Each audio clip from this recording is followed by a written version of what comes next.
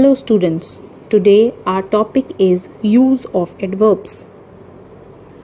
The objectives behind this topic are to know about positioning of adverbs and to know about special usage of adverbs. Now, first of all, what is an adverb? The word that modifies or adds to the meaning of verb, an adjective or an adverb is called an adverb. Let us take an example. She sang beautifully. Here, beautifully is an adverb as it modifies the verb sang. She is a very good singer. Here, very is an adverb as it modifies the adjective good. Position of adverbs. In order to make the meaning of the sentence perfectly clear, an adverb should be placed as near as possible to the word it modifies. It is very important because the position of the adverb changes the meaning of the whole sentence. There are certain rules which need to be kept in mind in order to know how to use an adverb. Rule number 1. Adverb of degree is generally placed before the word or phrase it modifies. For example, she speaks very fast. Here, very is an adverb of degree and it modifies the word fast. So it is placed before the word fast. Let's see another example. The movie was fairly good. Here, fairly is an adverb of degree and it modifies the word good. Thus, it is placed before the word good. Rule number 2. Enough as an adverb is usually placed after the word it qualifies or modifies.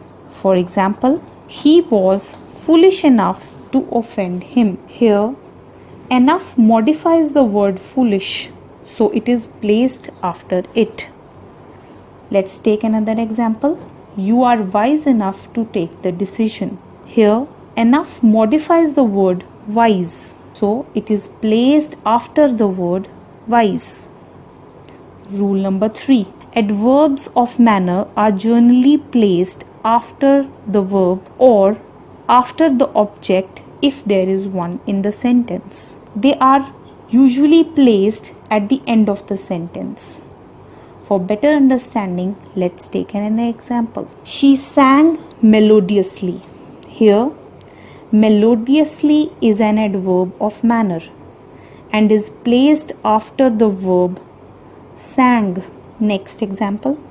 She sang a song melodiously. Again, melodiously is an adverb of manner, but in this sentence, she is the subject, sang is a verb, and a song is an object. So, melodiously is placed after an object, that is a song. It is raining heavily. In this sentence, again, verb is raining. So, adverb of manner heavily is placed after the verb raining. Next rule. Adverb of frequency are normally placed between the subject and the verb if the verb consists of only one word, and if there are more than one word in the verb, they are put after the first word. Let us see an example. He rarely visits us. Here, rarely is an adverb of frequency and visits is a verb. So, rarely is placed before the verb visits. Next example. She never makes mistake. In this sentence also, never is adverb of frequency and makes is the verb. So, never is placed before the verb makes. Next example. I have never seen a tiger. In this sentence, never is adverb of frequency and we have two verbs here. First, have, which is an auxiliary verb or a helping verb, and second, seen, which is main verb or the principal verb. So, never is placed between the helping verb and the main verb. So never is placed between have and seen. So the sentence is, I have never seen a tiger. Next rule. Adverb of place are usually placed at the end of the sentence. For example, they arrived late. There was joy everywhere. Put the chairs here. Now, late, everywhere, here are adverbs of place, and they all are placed at the end of the sentence. Rule number 6. If the main verb in the sentence is, am, are, or was, were, the adverbs are placed after the verb. For example, I am never lazy. Here, never is an adverb. The main verb here is am. So it is placed after am. She is always late for the school. In this sentence, main verb is and the adverb is always. So adverb is placed after the verb is. Next rule, students. This is one of the most important rule. When there are two or more adverbs after a verb in a sentence, they are placed in the following order, which we commonly call as MPT. Means, first comes the adverb of manner, then P, adverb of place, and in the end, adverb of time. This is the sequence to be followed if there are more than two or more adverbs in a sentence. Now let us see an example. She sang well in the concert. Here there are two adverbs. First, well, which is adverb of manner. Next, in the concert, this is adverb of place. So, according to MPT, the adverb of place, that is in the concert, is placed after the adverb of manner, that is well. Let's see another example. She acted well on the stage this evening. Now in this sentence we have three adverbs. First, well, which is adverb of manner. On the stage, that is adverb of place. And this evening, the adverb of time. So they are placed according to the rule MPT. Rule number 8. An adverb is placed at the beginning of the sentence when there are three situations. First situation, when it qualifies or modifies the whole sentence. For example, luckily they escaped unhurt. Luckily is an adverb here and it modifies the complete sentence, so it is placed at the beginning of the sentence. Next, unfortunately she fell ill and could not attend the function.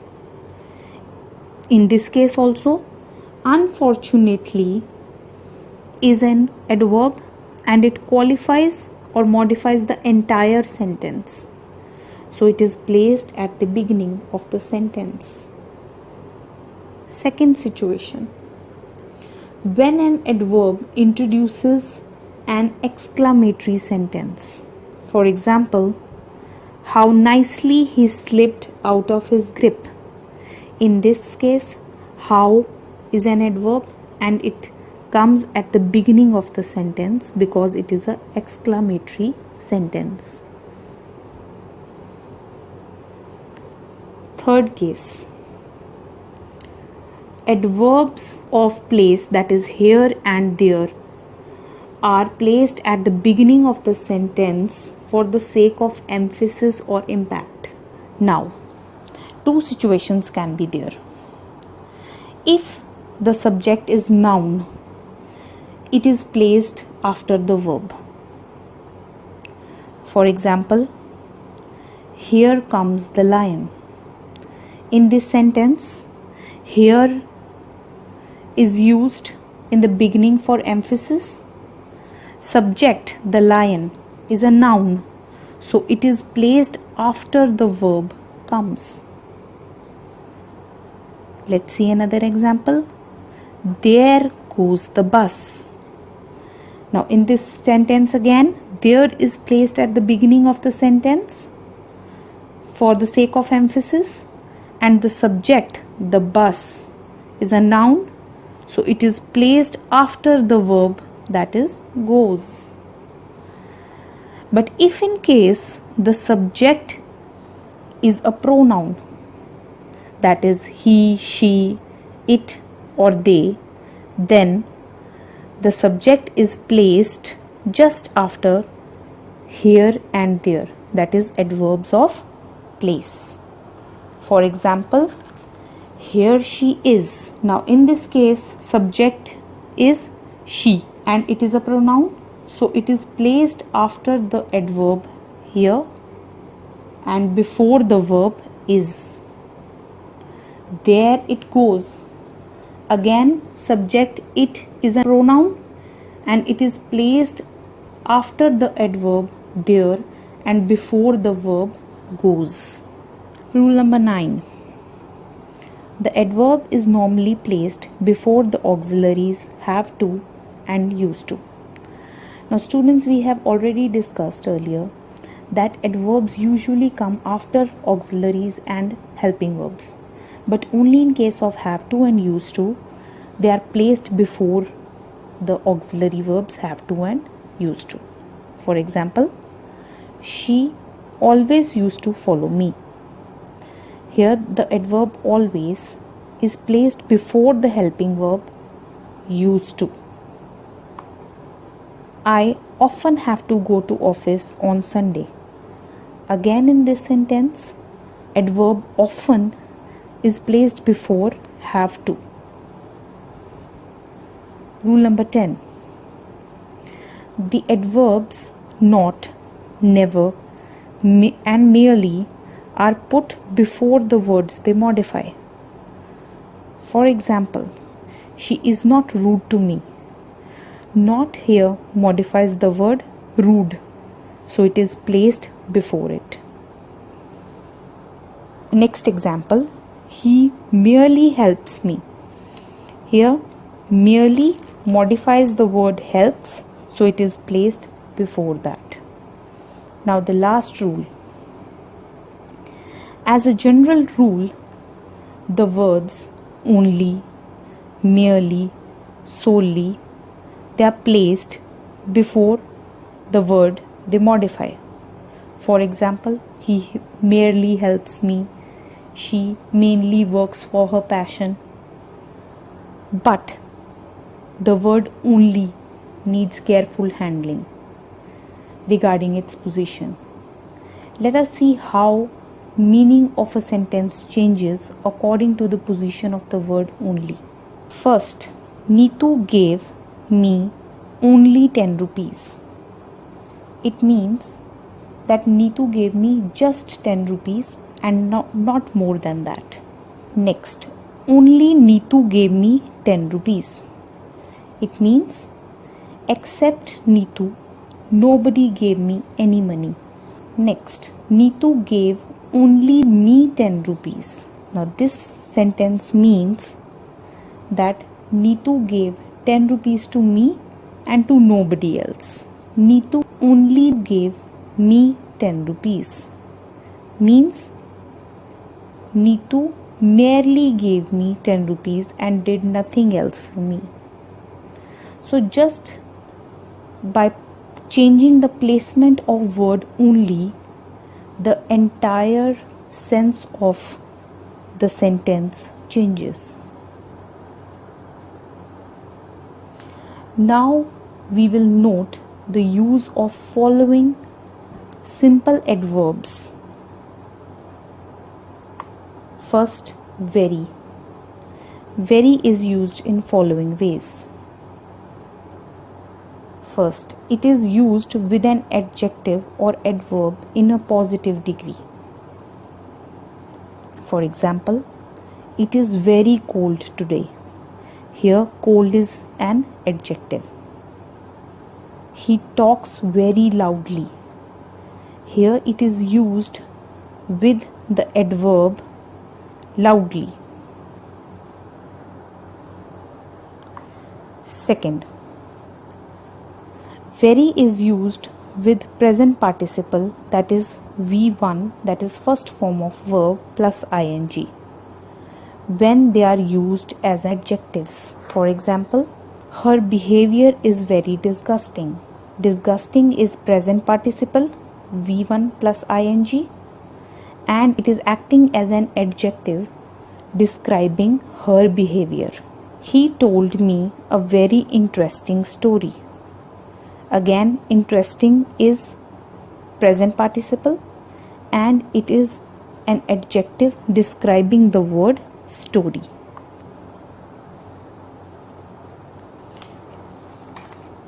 With past participle.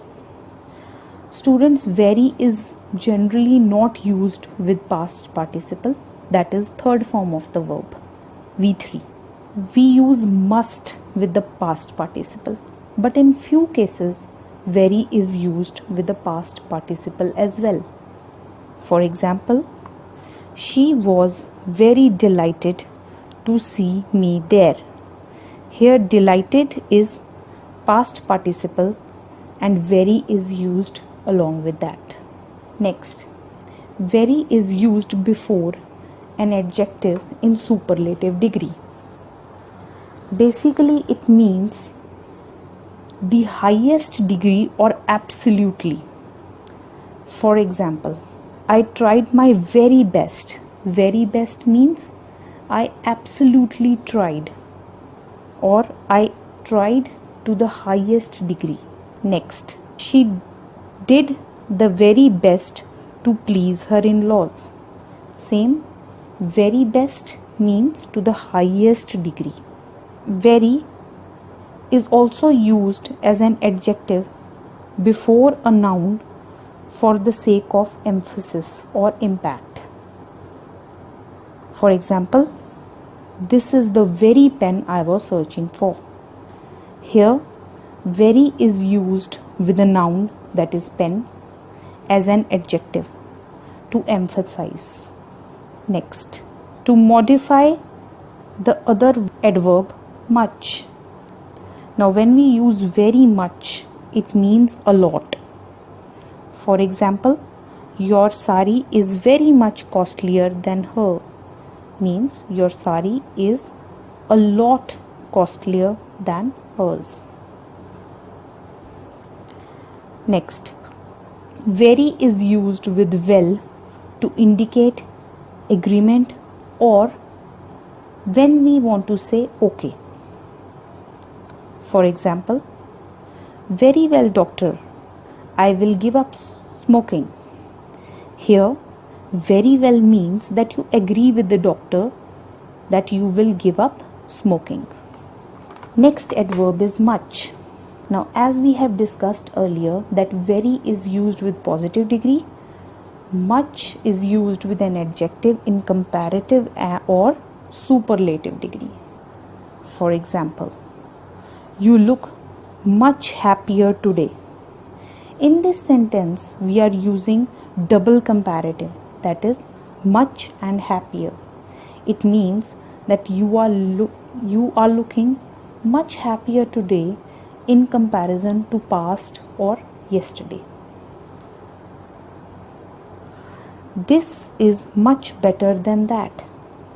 Now, in both these sentences, much means a great deal. Now, when much is used with the superlative degree, Dr. Sharma is much the best doctor in the town. Now, in this sentence, much is used with the superlative degree, that is the best. So, it means by far. So, we can also say Dr. Sharma is by far the best doctor in the town. Next example. This watch is much the most expensive. Similarly, it means that this watch is by far the most expensive. Before past participles. Much, we have already discussed it, that much is used before past participles. For example, is she much interested in her? Interested is third form of the verb, that is past participle of interest. So much is used before it. And here much means really. Is she really interested in her? Next example. I was much surprised to hear the news. Here much surprised again means really surprised. Next, much is also used as an adjective. For example, it gives her much pleasure to scold her servant. Here much means a lot, and much is also used as an adjective describing the word pleasure. Another example, it took much effort, means it took a lot of effort. And here also much is describing the word effort. Much is also used to mean a great extent or degree. For example, she talks too much. She talks to a great extent. She doesn't like the man much. Again, she doesn't like the man to a great degree. Next, adverb to. First of all, it is used to convey the idea of something excess. Or in Hindi, it means बहुत ज़्यादा. For example, he has too much money with him, means he has more than required money. Do not sleep too long. Here too means beyond limit. To is also used to convey negative sense when it is followed by infinitive. Infinitive is to, to plus first form of the verb, that is V1. For example, she is too proud to accept defeat. He is too weak to walk further. When TOO2 is used with TO2, it conveys a negative sense. Next, in sense of also. To is also used in sense of also. For example, he too is to blame for this, means he is also to be blamed for this. She too was fined, means that somebody else was fined, along with that she was also fined. Now, much to and too much, both of them means beyond limit. But the only difference between both of them is much to is used before an adjective and too much is used before a noun. Let us see an example. You are much too weak to lift this heavy load. Now here weak is an adjective, so much to is used. Too much wealth makes one proud. Here wealth is a noun, so too much is used before it, not much to. Next adverb is enough. It is used to denote proper limit or amount.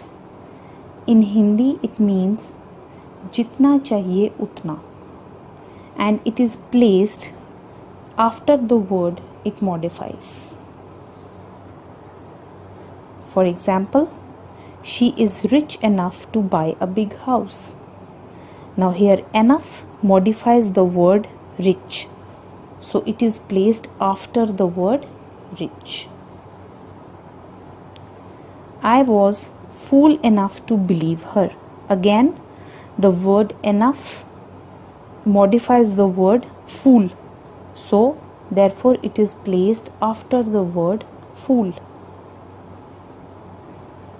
Now, enough is also used as a noun to mean as many or as much. For example, he has saved enough to buy a car. Here, enough is used in place of a noun, that is money. So,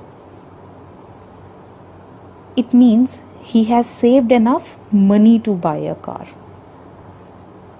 He earns enough to live on. Again, it means that he earns enough money to live on. Next adverb is quite.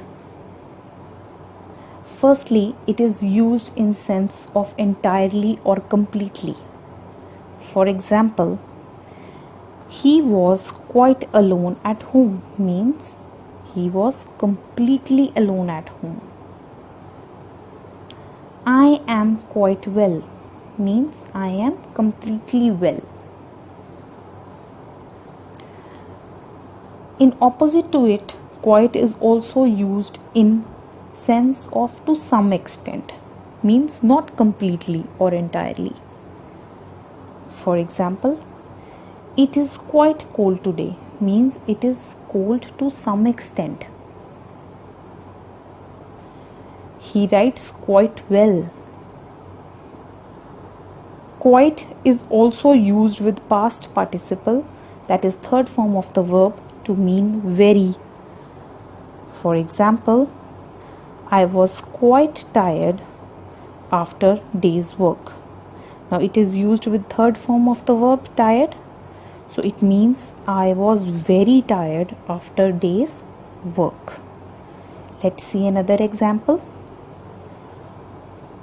Are you quite satisfied with her performance in the play? Means, are you very satisfied with her performance in the play?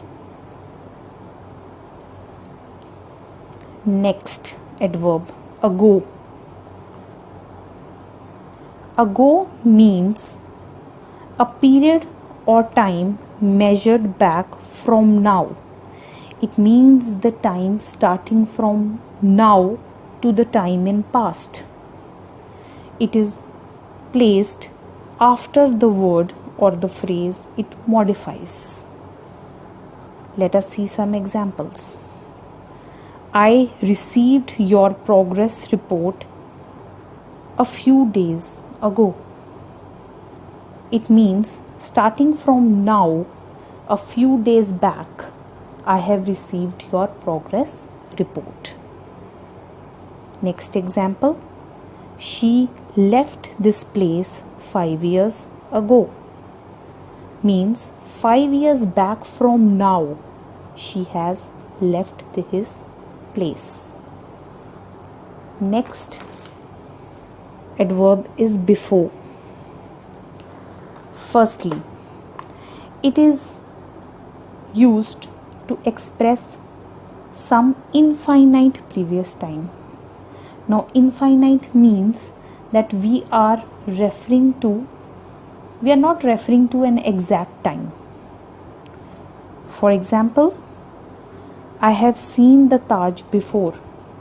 It means that in past I have seen the Taj, but no exact time frame is given. Another example, I have never heard of it before. It means that I have never heard of it in the past, but we don't know the specified time in the past. Secondly, before also refers to the time earlier than another time in the past. In Hindi, it means pichla. Infinite previous time means pehle, and this means pichla. For example, when I went to see Rakhi, I was told that she had left for Mumbai a week ago. Now, in this sentence, we are referring to time twice. First time is the time when I went to see Rakhi. Second time is a week before, when she had left for Mumbai.